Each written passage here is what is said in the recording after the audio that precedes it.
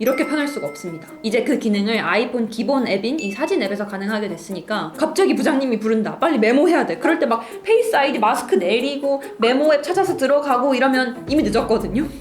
우리 집 와이파이 비밀번호 뭐였지?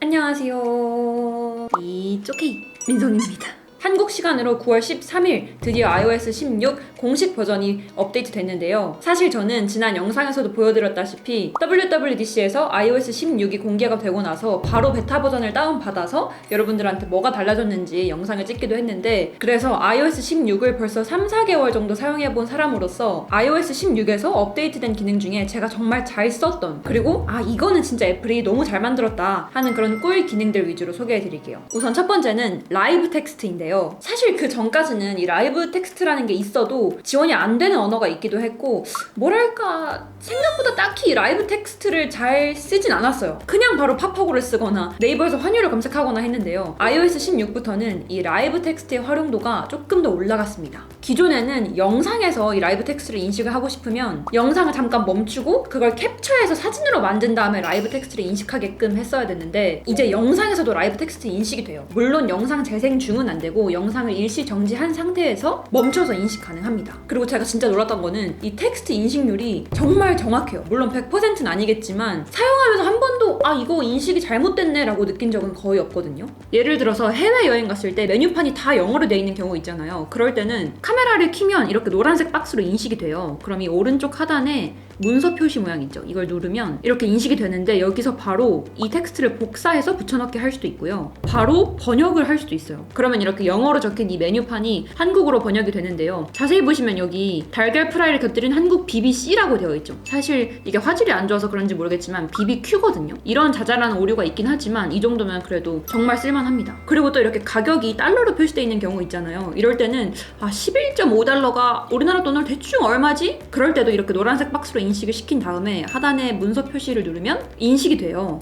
그럼 여기 왼쪽 하단에 보이세요? 11.5달러랑 9.9달러 이 두 개를 인식을 했죠. 그래서 이 11.5달러를 누르면 대한민국 원으로 15,850원이다. 그리고 9.99달러는 지금 13,645원이다. 이게 떠요. 뿐만 아니라 이런 온도 있죠. 이것도 인식을 시키신 다음에 라이브 텍스트 변환을 누르시면 이렇게 왼쪽 하단에 27도 하고 화살표 모양 있죠. 이걸 누르면 화씨 변환과 섭씨 변환도 가능합니다. 섭씨 변환을 누르면 이게 섭씨로는 지금 27도지만 화씨로는 80.6도라는 걸 알 수 있어서 외국인 친구랑 같이 있거나 아니면 여행 갔을 때 막 80F 이렇게 되어 있잖아요. 그러면 저게 도대체 몇 도라는 거야? 80도일 린 없고. 그럴 때 이렇게 카메라만 인식시켜주면 우리에게 익숙한 섭씨나 화씨로 바로 변환을 시켜주기 때문에 이렇게 편할 수가 없습니다. 뿐만 아니라 어떤 책 속에 있는 문장들을 인식시켜서 그대로 텍스트로 복사해서 카톡으로 보낸다든지 문자로 보낸다든지 메모에 저장시켜둔다든지 이런 것도 당연히 가능하고요. 라이브 텍스트의 인식률이 100% 막 완벽해요 라고는 할 수 없어요. 사실 저도 쓰면서 가끔 인식이 안 되는 경우도 있고 어떨 땐 되고 또 어떨 땐 안 되는 경우도 아직 있더라고요. 그래도 이 정도 사용성이면 진짜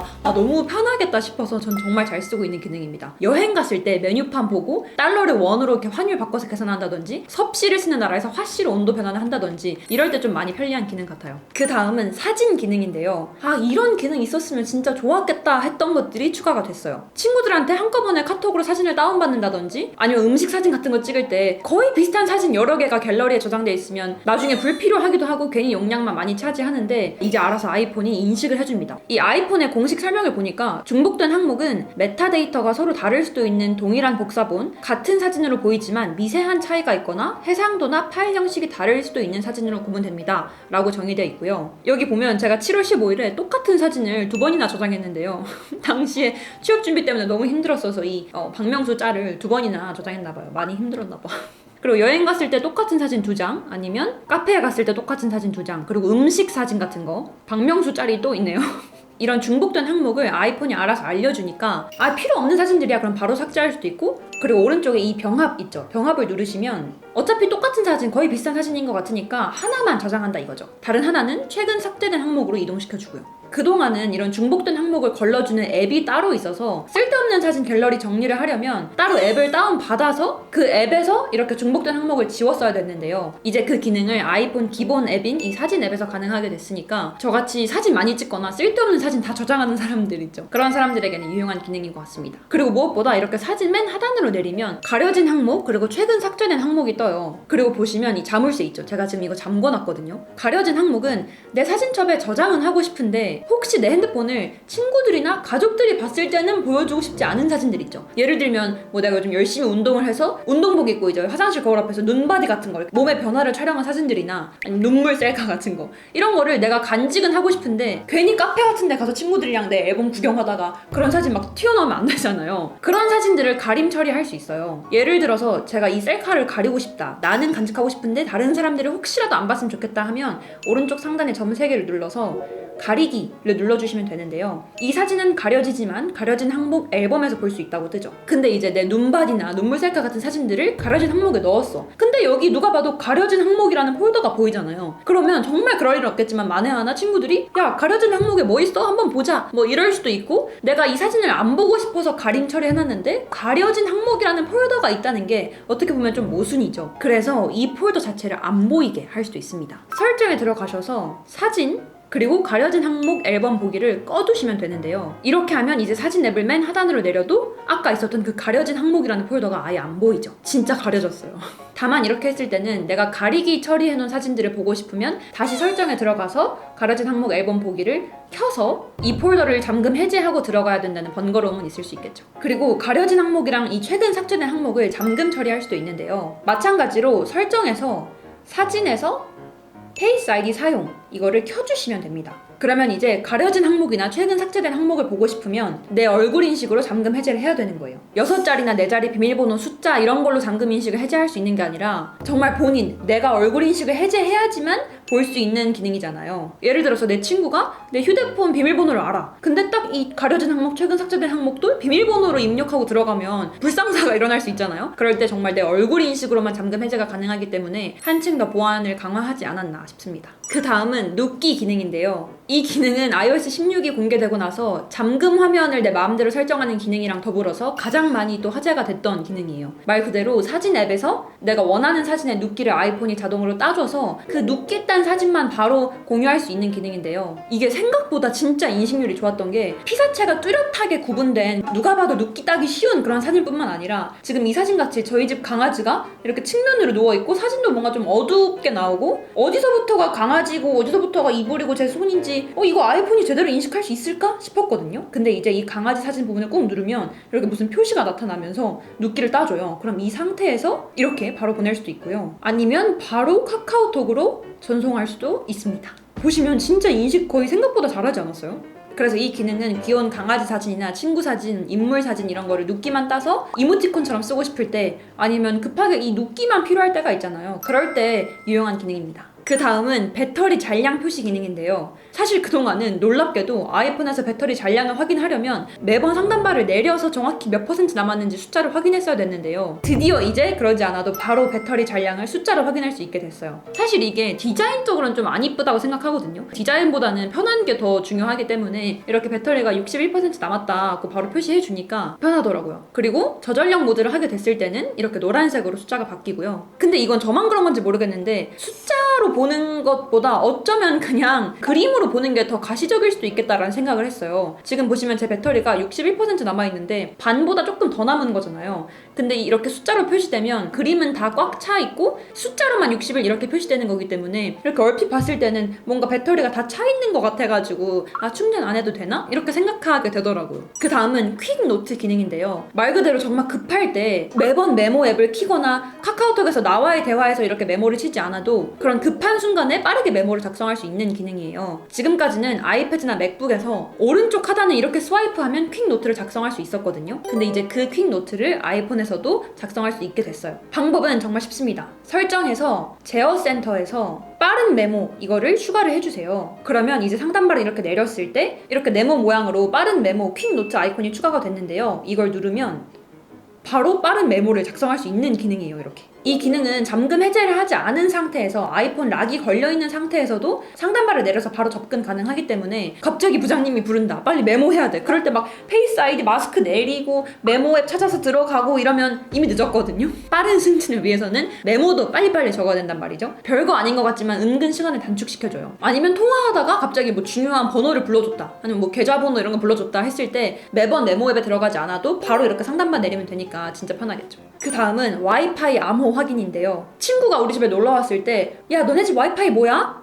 우리 집 와이파이 비밀번호 뭐였지? 라고 기억이 안 나는 경우가 있어요. 내가 이미 연결해둔 와이파이의 비밀번호를 다른 사람에게 공유해줘야 될 때 따로 메모에 적어두지 않았더라면 기억이 안 나서 되게 당황한 경우가 있었는데요. 그럴 때 이제 내가 연결해둔 와이파이의 비밀번호를 확인하고 바로 복사해서 알려줄 수 있는 기능이 생겼습니다. 설정에서 와이파이에 들어가시고요. 지금 연결되어 있는 와이파이가 이렇게 뜨잖아요. 그럼 오른쪽에 이 I, 파란색 I 버튼을 눌러요. 그럼 이렇게 막 뭐가 엄청 복잡하게 뜨는데 세 번째 암호 있죠? 암호를 누르시면 이렇게 얼굴 인식을 하고 비밀번호가 보여집니다. 그러면 이거를 그대로 복사해서 친구한테 문자나 카톡으로 바로 붙여넣기 할 수 있습니다. 저는 이런 불상사를 대비해서 늘 우리 집 와이파이 비밀번호는 뭐다 매번 이렇게 메모 앱에 적어두곤 했는데 매번 굳이 그렇게 와이파이 비밀번호를 메모에 따로 적어두지 않아도 될 것 같아요. 그 다음은 약 복용 기능인데요. 이 기능은 아이폰에서도 쓸 수 있지만 애플워치랑 연동해서 썼을 때 시너지 효과가 더욱더 나는 기능인데, 내가 복용하고 있는 약들을 아이폰에서 바로 체크할 수 있는 거예요. 그러니까 이제 약 복용하는 거 체크해주는 앱을 굳이 새로 다운받아서 이렇게 매번 체크할 필요가 없어졌다는 말인데요. 아이폰에서 건강 앱을 들어가시고 오른쪽 하단에 검색을 누르시면 투여 중인 약이라고 나와요. 이걸 누르면 저는 사전에 어떤 약을 먹어야 되는지 미리 등록을 해놨는데요. 오늘은 어떤 약을 먹어야 되는지, 그리고 또 어떤 약을 먹었는지 안 먹었는지, 몇 시에 이 약을 먹으라고 알람을 줄 건지, 그리고 이 약을 이번 주,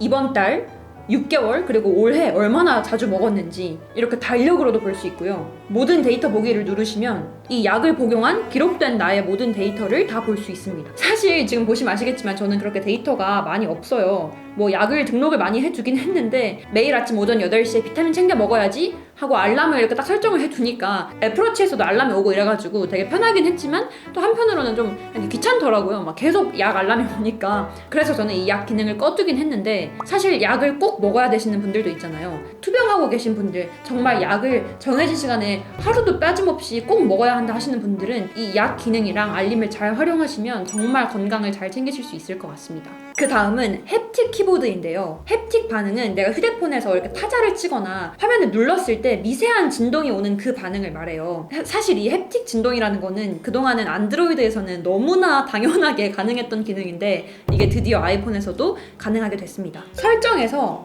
사운드 및 햅틱, 키보드 피드백에 들어가셔서 햅틱을 켜주시면 되는데요. 그러면 이렇게 타자를 칠 때 미세하게 햅틱 진동 반응이 옵니다. 저도 이 햅틱 반응을 되게 선호하는 게, 똑같이 타자를 치더라도 이 햅틱 진동 반응이 있으면 뭔가 괜히 기분이 좋고 뭔가 내가 중요한 일을 막 하고 있는 것 같은 그런 기분도 들어서 저는 이 햅틱 반응을 선호하는데, 다만 아쉬웠던 거는 이 햅틱 진동의 세기를 조절할 수는 없더라고요. 누구는 좀 진동이 약하게 미세하게 왔으면 좋겠는 사람도 있을 거고, 햅틱 진동을 진짜 세게 느끼고 싶다 하시는 분들도 있을 텐데 아직 그 진동의 강도를 조절할 순 없지만 그래도 이제라도 이걸 해준 게 어딥니까.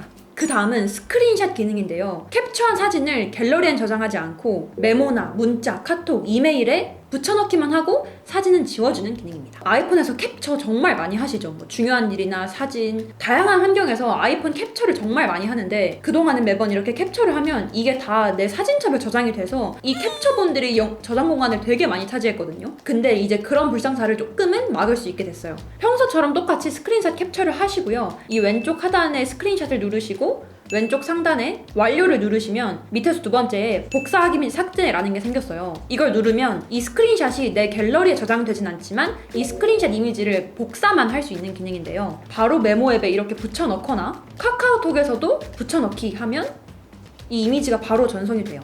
문자에서도 바로 가능하고요. 사실 이 스크린샷 캡처는 나 보려고 하는 것도 있지만 남에게 공유해줄 때 좀 더 많이 쓰거든요. 그래서 이 스크린샷을 친구에게 공유한 다음에 굳이 내 갤러리에 저장하고 싶지 않을 때 자동으로 복사한 다음에 이제 삭제 처리가 되니까 사진첩의 저장 공간을 조금이라도 줄일 수 있는 방법입니다. 그리고 이것도 바로바로 안 지워지면 나중에 갤러리에 스크린샷 캡처한 게 막 엄청 많아져가지고 되게 더러워지거든요. 마지막으로는 잠금하여 통화 종료 방지 기능인데요. 아이폰 쓰시는 분들은 공감하실 텐데 이렇게 통화를 하다가 습관적으로 나도 모르게 이 오른쪽 오른쪽에 있는 잠금 이거 버튼 누르면 통화가 끊겨요. 그래서 갑자기 막 열심히 말하다가 통화가 끊기는 그런 불상사가 종종 일어나곤 했는데요. 설정에서 손쉬운 사용에서 터치 그리고 잠금하여 통화 종료 방지 이걸 눌러주시면 통화를 하다가 이 오른쪽에 측면 버튼을 누르더라도 통화가 종료되지 않습니다. 사실 생각해보면 아이폰으로 통화를 하다가 통화를 종료하고 싶으면 이렇게 휴대폰을 내려서 종료 버튼을 누르는 거에 더 익숙하지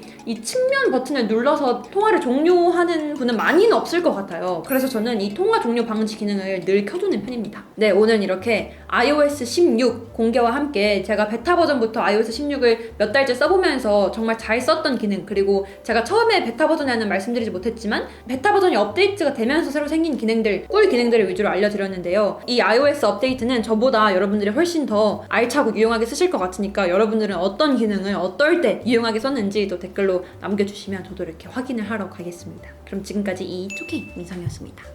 안녕.